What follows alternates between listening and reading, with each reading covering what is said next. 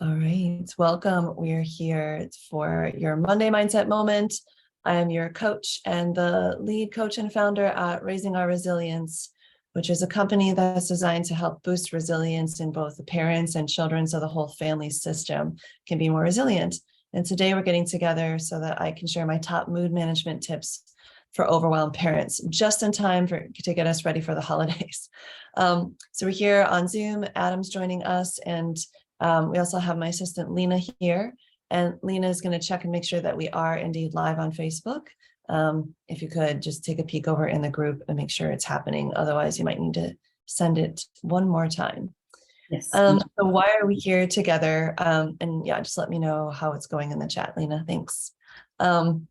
Yeah, so why we're here together is because, we learn better together, right? In a community. There's a lot of science behind this, that if you're kind of like swimming with the other fish in a school of fish, you kind of get entrained to move forward together, which is why we created this group, Raising Our Resilience parent group, on the Facebook, in the Facebook community, but also why we continue weekly to come to you and bring these hot tips. So if this is something you find valuable, share with others, let them know that we're here. Let them know that this is available. A lot of parents don't even realize what resources are available until their friends share them with them. All right, so today, top mood management tips. Now, the very first thing that helps, that folks have let me know has made the biggest difference in my work with them, whether that's with coaching or here in the Facebook group or in our year-long immersion, is to get a handle on what we need in terms of managing our mood and making sure that we are, on top of that. And so I'm curious, like, what is something that you already know works for you to help either boost your mood or calm yourself down in the moment and kind of regain your composure? Drop it in the chat, drop it in the comments. Let me know like where you're starting from. Like what do you know is already something that works for you? Like I know for me, that exercise makes a huge difference. It kind of brings in up those endorphins, gets my circulation and my blood pumping. I feel like I use my food better and I absorb the nutrients better, and overall my mood is in a better baseline to start with.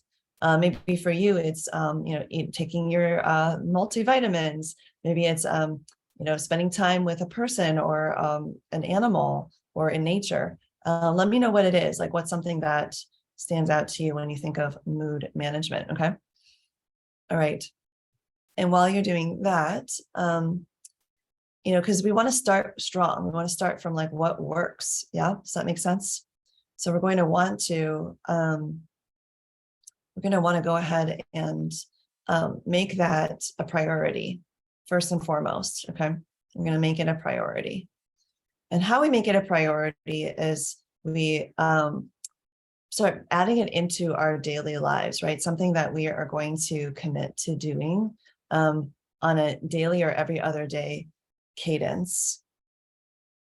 And I think we're finally going live, so I'm going to reintroduce it for 1 second here. Sorry about the repetition. I'll just be real quick though, promise.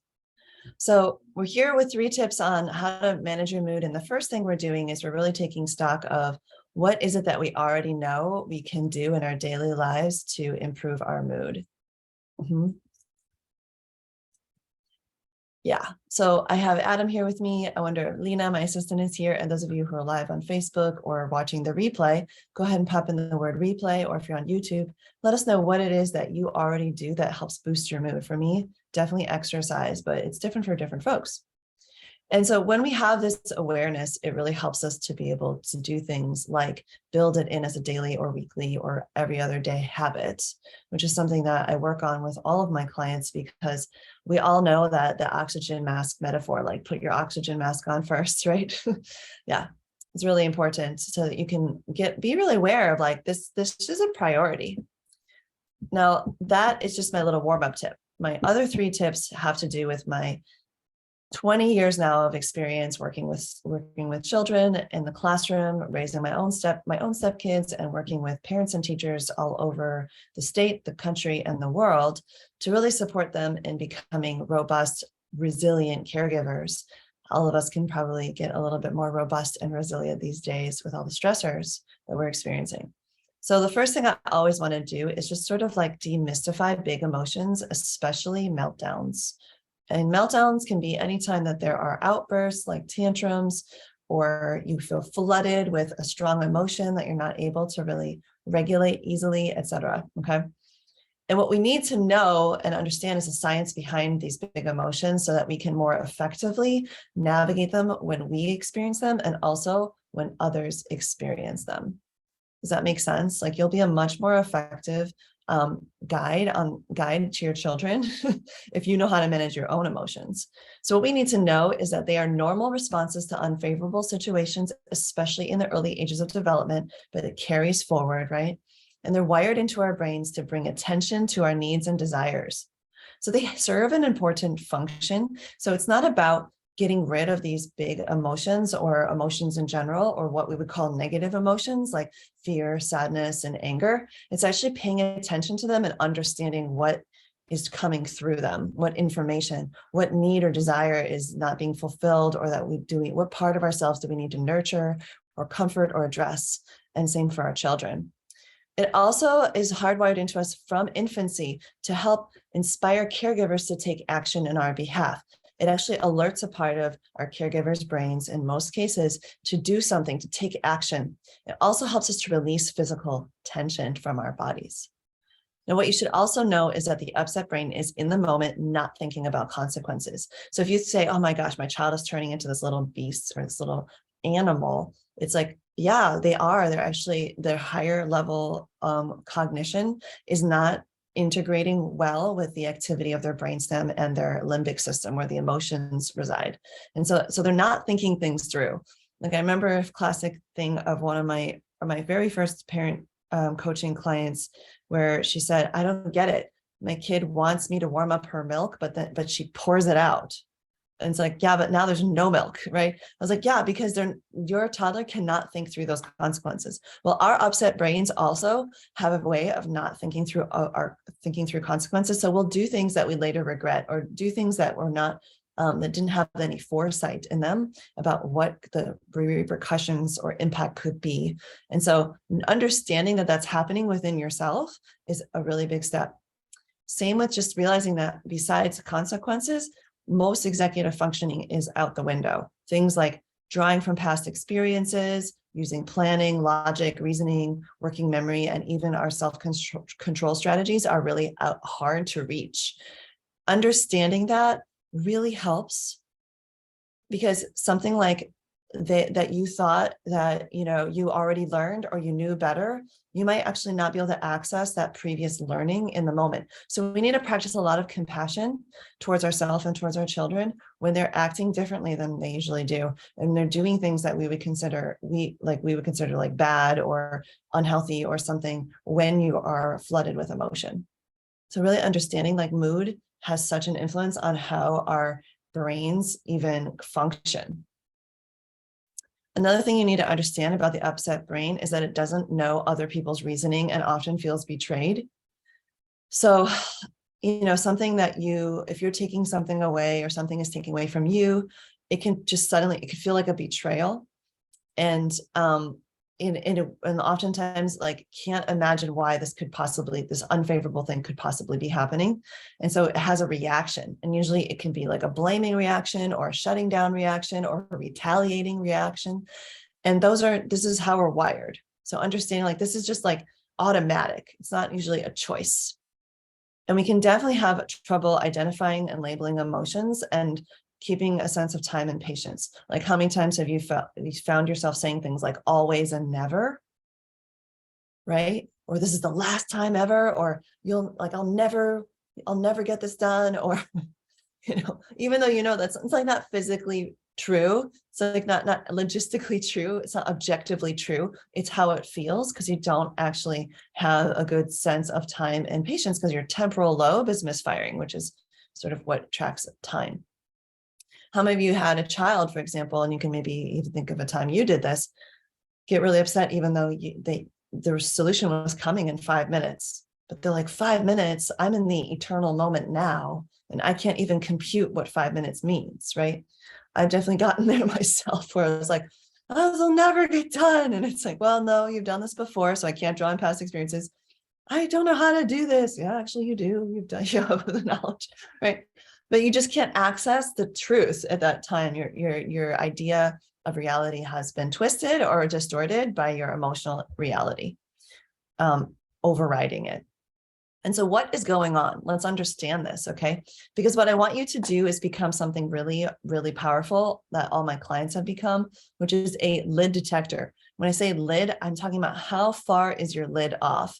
And borrowing from this brain in the palm of the hand model from Dr. Daniel Siegel, when you flip your lid, it's when your prefrontal cortex, which is where all of that really great executive functioning is going on, the decision maker, the wise leader, the one who has a sense of time and has patience and comparison, all those things, is basically flipped out. Like I said, it's out to lunch.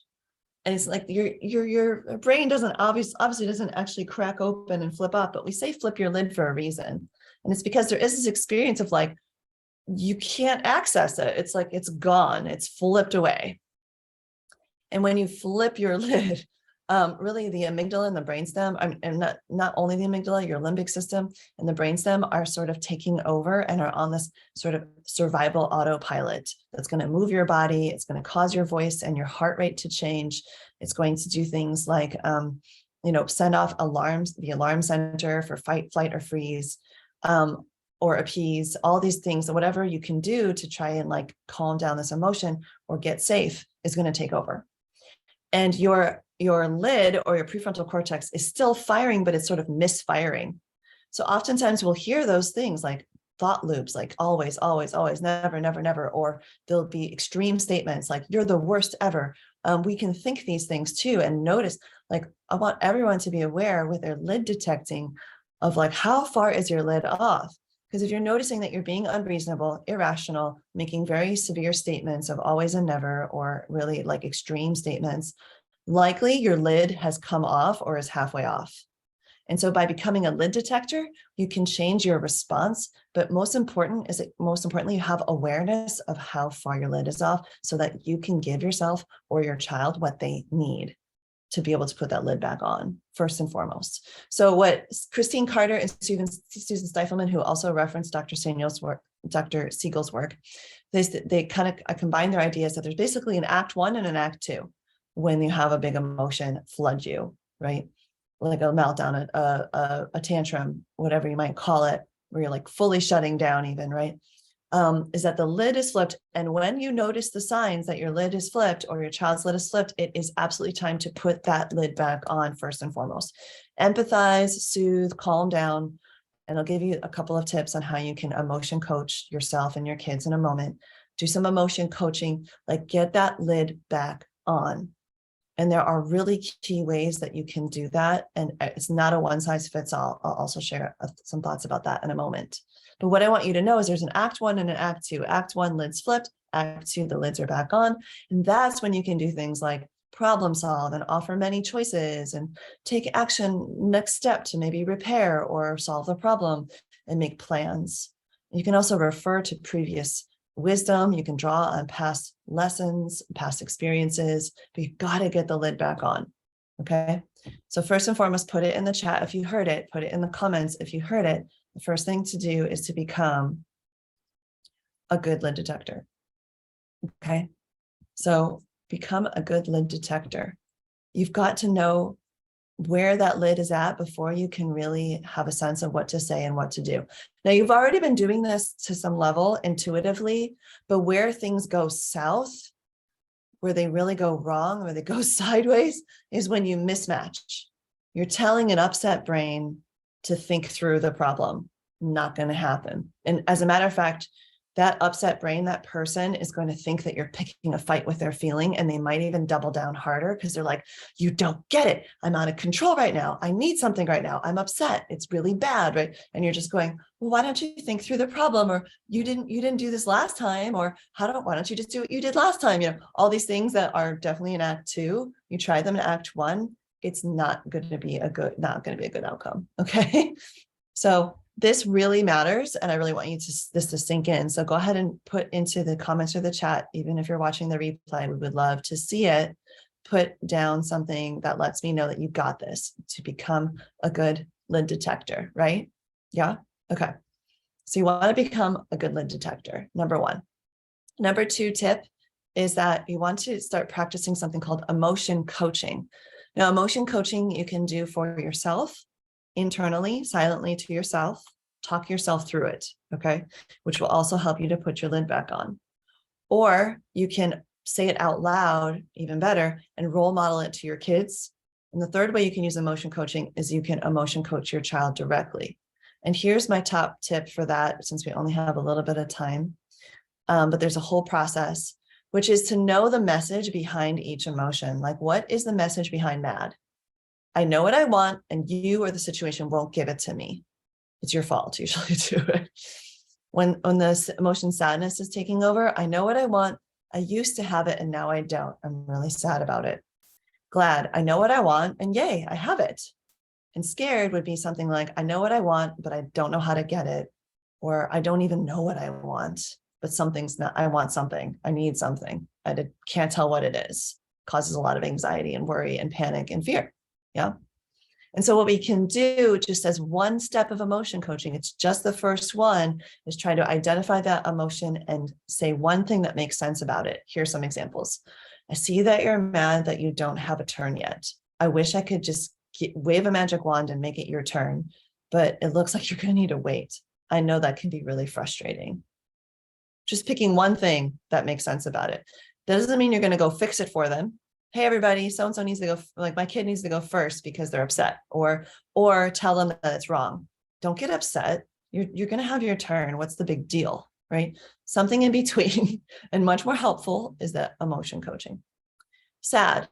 I see you want more time with your pup, with Charlie, the dog, and you're sad that he's not here anymore. I wish I could bring back Charlie for you so you could pet him again. I know that your heart is really sad right now. Just a simple affirmation of the sadness, and you're not trying to make it go away. You're just acknowledging, yeah, the sadness is here and I can see why it's here. That makes sense. Glad. I see that you're happy to have a chance to play with your friend. That's great. I know you've been really looking forward to it. I hope you two have a lot of fun. Scared. I see that you want to have space from that spider. Would you like some help with that? It's hard to feel nervous around creepy, crawly creatures sometimes. I know. Sometimes I feel creeped out too. Okay, so there's some examples. That was tip 2. So tip 1, right? Become a great lid detector so that you can know when you actually need to emotion coach and other strategies to put that lid back on. And if you like the emotion coaching strategy, great. If you didn't, good news is there are other strategies. And this is tip number 3. Find your best fit calm down strategy for each of your family members, starting with yourself. And if you want help and support in finding your best fit calm down strategy and the best fit calm down strategy for each of your family members, I highly, highly recommend that you come to our upcoming event called the Calm Parent Switch, where that is our mission of the whole training, is to help you find your best fit self-soothing tools from 6 quick and easy strategies. And these are strategies that we've tested with our clients to make sure that they work.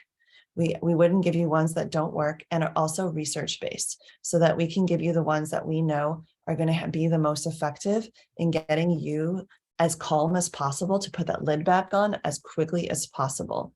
And so all you need to do is to register for the Calm Parent Switch, is to go to this link and register, and it's absolutely free.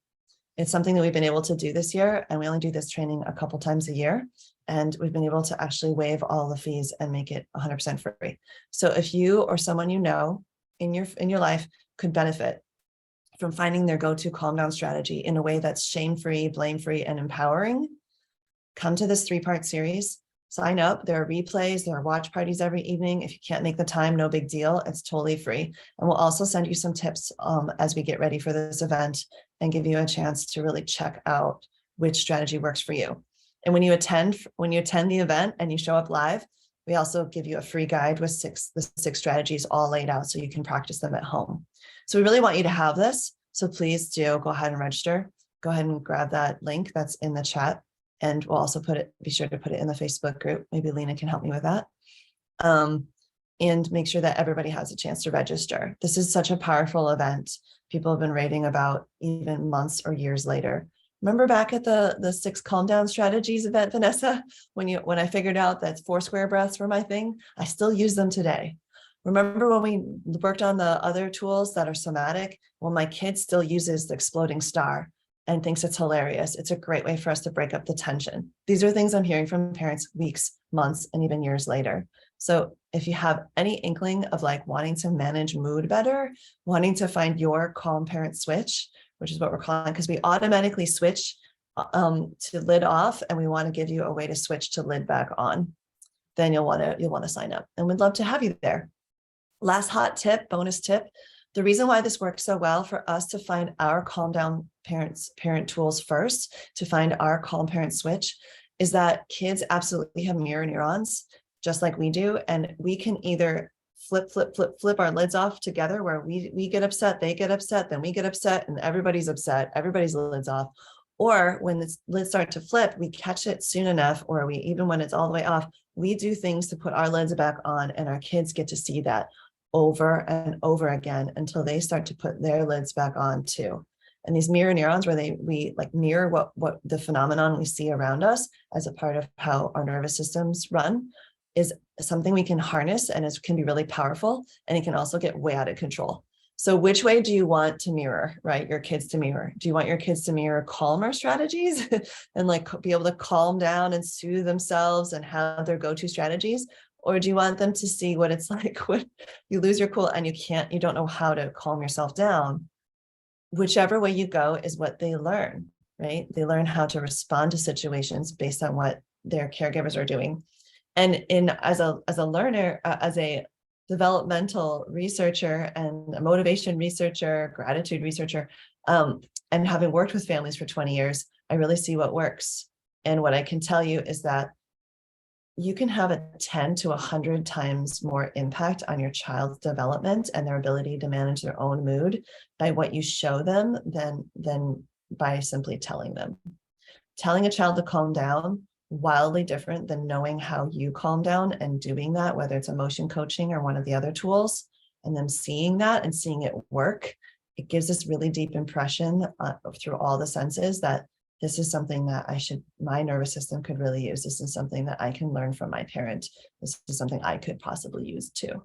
So it is contagious when you start using these calm down strategies, which is why it's so worth it to us to put together talks like today, and also a series that has 6 different strategies for you to try out as a family, so that these are just a part of your wheelhouse, a part of your daily life. So really hope to see you there at the Calm Parent Switch. So good to have you with us, Adam. Thank you for joining us today, and other participants on the Facebook Live. We're so glad you were able to join us. And with that, I'm going to just let you know, oh yeah, Ferdy's here. Yes, Ferdy. A good lid detector, and at least become my son's lid detector. Yes. Shame-free, blame-free. He says, love it. Yes, we're so happy, Ferdy, that you made it. Giving you a shout out, as well as to Adam. Let us know if there's anything that particularly stood out to you today. That always helps other people learn and helps you lock in your learning. Otherwise, we'll see you next time. Lots of love to you. Oh, I should tell you too, a very special announcement is that next week we have a special guest coming on as a speaker. She's one of our coaches, Coach Crystal Maher, and she is a financial coach. And I said, Crystal, I'm worried about my families. Everybody's stressing out for these holidays. It just feels like too much.